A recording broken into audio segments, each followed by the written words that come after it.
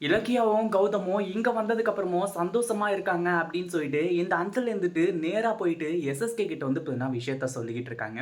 அதாவது அப்பா நான் வந்து பார்த்தீங்கன்னா இந்த அஞ்சலி அதாவது இலக்கியாவையும், கௌதமையும் என்னென்னமோ நெனச்சுட்டு இருந்தேன். அதாவது மொத்த சொத்துமே வந்து பார்த்தீங்கன்னா பறி போயிடுச்சு. இதுக்கப்புறம் நம்மளால ஒண்ணுமே பண்ண முடியாது. ஒத்த ரூபா கூட வந்து பார்த்தீங்கன்னா நம்ம கிட்ட இல்ல.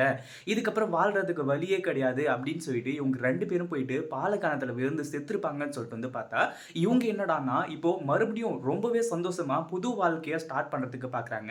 அது மட்டும் இல்லாம இந்த இலக்கியா வந்து பார்த்தீங்கன்னா, என்கிட்ட சவால்லாம் வந்து விட்டுருக்கா. கௌதம் கண்டிப்பா வந்து மிகப்பெரிய லெவல்ல வருவாருன்னு சொல்லிட்டு, அப்படி இப்படின்ற மாரி இந்த எஸ்எஸ்கே கிட்ட சொல்லும்போது, எஸ்எஸ்கேவும் வந்து பார்த்தீங்கன்னா, இந்த அஞ்சலிக்கு அதிர்ச்சி தர மாரி, இப்போ மிகப்பெரிய அதிர்ச்சியான விஷயத்த வந்து பார்த்தீங்கன்னா சொல்ல ஆரம்பிச்சுறாங்க. இத கேட்டதும் அஞ்சலிக்கு என்ன பண்றது? ஏது பண்றதுன்னு சொல்லிட்டு வந்து தெரியாம திருன்னு முழிச்சுட்டு இருக்காங்க. அதுக்கு முன்னாடி என்னவெல்லாம் நடக்குது அப்படின்னு சொல்லிட்டு பார்க்கறதுக்கு முன்னாடி, இப்பதான் நம்ம சேனலுக்கு ஃபர்ஸ்ட் டைம் வரீங்க அப்படின்னா, கீழ இருக்க சப்ஸ்கிரைப் பட்டன பிரஸ் பண்ணிக்கோங்க. இப்போ நம்ம இலக்கியாவும், கௌதமும் ஒரு பக்கம் வந்து பார்த்தீங்கன்னா, இப்போ வீட்டுக்கு தேவையான பொருட்கள், அது மட்டும் இல்லாம வீட்ல பால் காய்ச்சறது, இந்த மாரி ரொம்பவே சுப காரியத்த வந்து பார்த்தீங்கன்னா செஞ்சுட்டு இருக்காங்க. ரொம்பவே சந்தோஷமா இருந்துட்டு இருக்காங்க.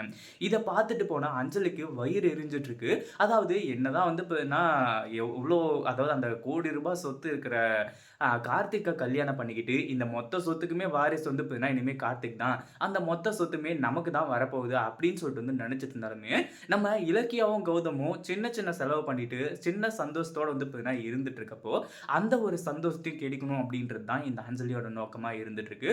இத போயிட்டு எஸ்எஸ்கே கிட்ட சொன்னதுக்கு அப்புறமா, இங்க பாருன்னு சொல்லி நம்ம வந்து பார்த்தீங்கன்னா கௌதம தப்பா வந்து நெனச்சுட்டோம். இந்த மொத்த சாம்ராஜ்யமும் வந்து பார்த்தீங்கன்னா குழஞ்சு போயிடுச்சுன்னா, கடைசில கௌதம் வந்து பார்த்தீங்கன்னா பிச்ச தான் எடுப்பான்னு சொல்லிட்டு வந்து நெனச்சுட்டு இருந்தோம். ஆனா இப்போ எல்லாத்தையுமா ஒண்ணா சேர்த்துக்கிட்டு, கௌதம் வந்து பார்த்தீங்கன்னா அதையே ஒரு படிக்கட்டா மாத்தி இப்போ ஏறி வந்துட்டு இருக்கான். அவனோட அந்த ஒரு வேகத்துக்கு வந்து பார்த்தீங்கன்னா, நம்மளால ஈடு குடுக்கவும் முடியாது. அது மட்டும் இல்லாம அவன் ஒரு வேகத்துல இருக்கத்துனால, கண்டிப்பா வந்து பார்த்தீங்கன்னா, அவன் ஒரு தொழில் ஆரம்பிச்சா கூட அதுல ஜெயிக்காம விடமாட்டான்.